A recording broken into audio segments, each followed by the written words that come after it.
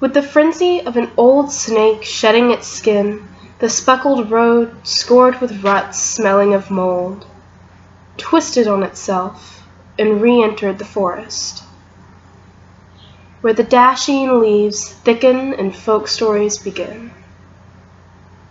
Sunset would threaten us as we climb closer to her house up the asphalt hill road, whose yam vines wrangled over gutters with a dark reek of moss, the shutters closing like the eyelids of that mimosa called Tea Marie.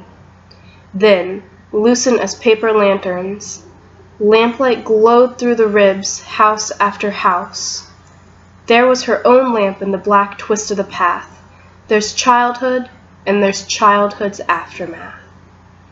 She began to remember the minute of the fireflies, to the sound of pipe water banging in the kerosene tins. Stories she told to my brother and myself. For the Library of the Caribbean, the luck that was ours, those fragrant orchids. Her head was magnificent, Sedone. In the gully of her voice, shadows stood up and walked. Her voice travels my shelves. She was the lamplight in the stare of two mesmerized boys, still joined in one shadow, indivisible twins. Hello! Alright, time to analyze poem 14 from Midsummer by Derek Walcott. And we already wrote down our notes so that it wouldn't be so awkward, like writing down everything while explaining it, so you all could see it and like start taking notes and stuff. With the frenzy of an old snake shedding its skin, which represents starting to change, the speckled road, scored with ruts, smelling of mold, twisted on itself and re-entered the forest. Now, speckled, scored with ruts, smelling of mold, that all brings the connotation of dark and mysterious and windy and not in great shape.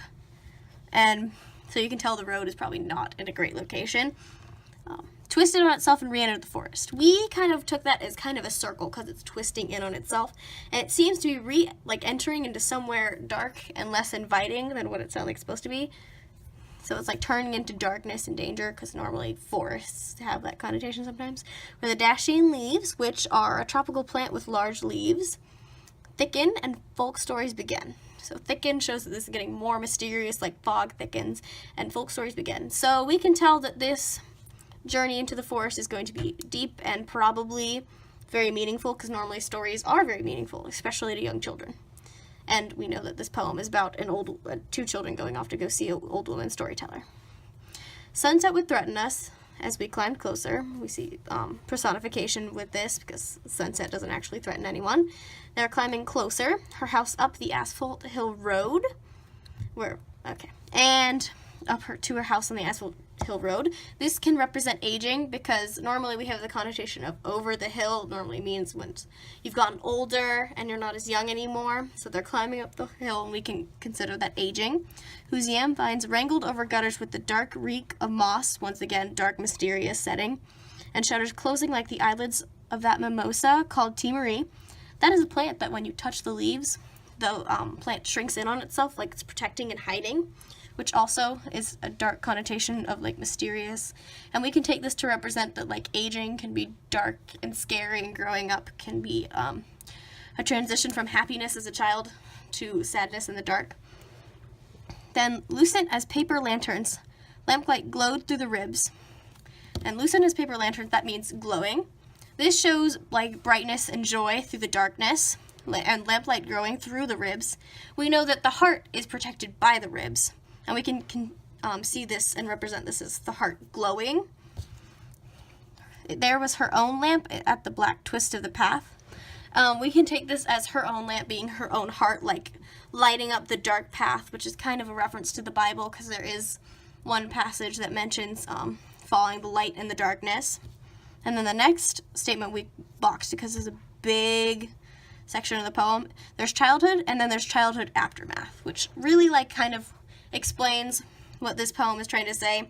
So it's talking about aging, and there's childhood, and then there's childhood aftermath. This shows that it kind of has a negative connotation for growing up and aging, because childhood is just simply childhood, and then childhood's aftermath. We kind of use the term aftermath as like destructive, and after something bad happens, so like after war, the aftermath of war.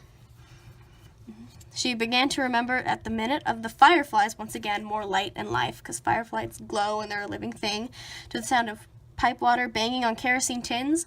Kerosene is normally used to light fires back in time when there wasn't like regular electricity everywhere. And then pipe water, that banging, we can consider that dripping or water flowing, which we can sometimes consider life because rain is like renewing. Stories she told to my brother and myself, we can consider these stories as like actual stories or bits of wisdom that help them when they're growing up and on their journey. Her leaves were the libraries of the Caribbean. Leaves, she's kind of represented a little bit like a tree. They're growing. And libraries of the Caribbean. Libraries are normally connotated with knowledge and learning. So that again shows that she's wise. And of the Caribbean, they're from the Caribbean. So that kind of represents their home. The luck that was ours, those fragrant origins, this shows like his joy and gratefulness for this woman. Her head was magnificent, Sedone. We didn't get to figure out what Sedone meant because that kept bringing up the poem online and we didn't want to read what other people were saying about the poem. But her head was magnificent. This shows that he shows her in high regard and sees her as an important and special person. In the gully of her voice, Shadow stood up and walked, once again, personification. And this personification we kind of saw as a representation of childishness because most adults don't like envision shadows of getting up by themselves and walking away. Her voice travels my shelves. Once again, more personification because voice can't physically travel by itself. She travels my shelves. And we can see this as like his mind or his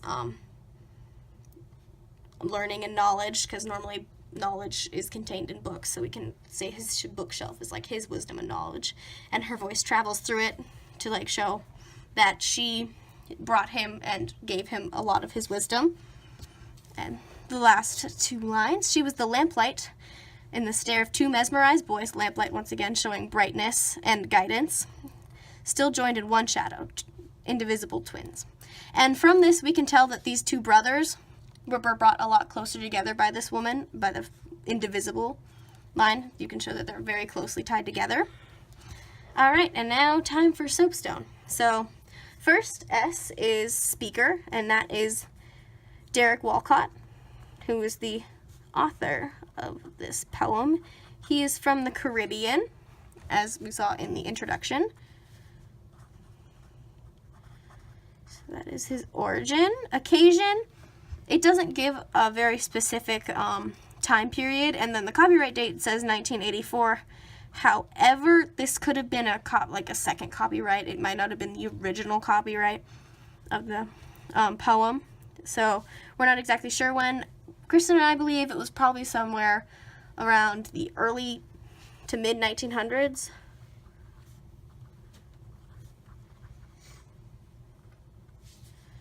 And then once again in the Caribbean. Audience? We don't believe that there was a very specific audience represented here. It could be fans of the poet himself. It could also be a good poem for people who are like growing up, maybe graduating high school soon. Also, anyone who's just very interested in poetry. So, give you a minute to take notes while I'm writing.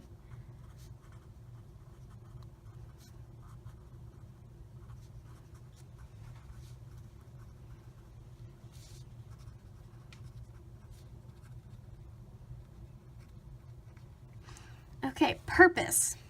Now, this poem is very special. It definitely talks about growing up and how grateful this author is of this woman who kind of guided him through growing up.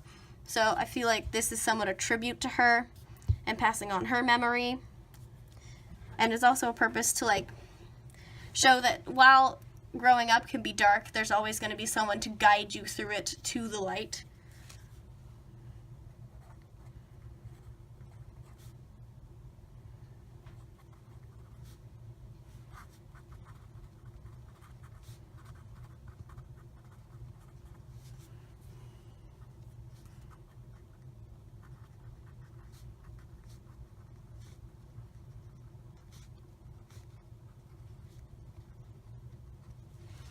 All right, subject. It's what, especially with the introduction states, the story is about two boys who are going through a forest to go meet with an elderly woman storyteller. Now, we feel like this is actually a story of this author and his brother growing up and how this woman influenced them and helped them grow up and guided them through the harshness and darkness of life. So, yeah.